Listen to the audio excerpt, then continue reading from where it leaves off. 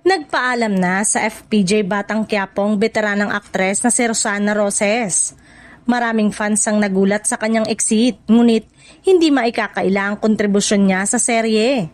Sa kanyang pag-alis, maraming manonood ang nagpahayag ng pasasalamat sa mga eksenang kanyang ginampanan at sa karakter na iniwan niya sa kwento. Si Rosana Roses ay matagal ng bahagi ng palabas, kaya't naging mahalagang bahagi siya ng arko ng mga karakter. Ayon sa mga source, inalis na ang kanyang karakter upang makapasok ang isang bagong karakter na magdadala ng sariwang kwento at bagong dinamika sa serye.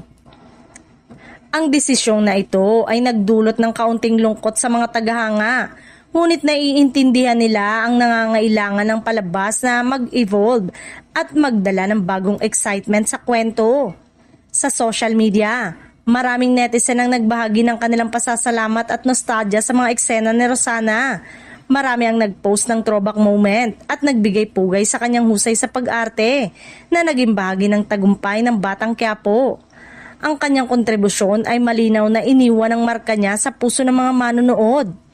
Ang serye naman ay patuloy sa pagpapakilala ng mga bagong twist at karakter upang mapanatili ang engagement ng audience. Bagamat iniwan ni Rosana ang kanyang papel, nakikita ang positibong epekto ng bagong karakter sa kwento na nagdadala ng mas maraming pagkakataon para sa ibang cast member na ipakita ang kanilang talento. Sa uli, nagpasalamat ang bumubuo ng serye sa pagiging bahagi ng FPJ Batang Quiapo.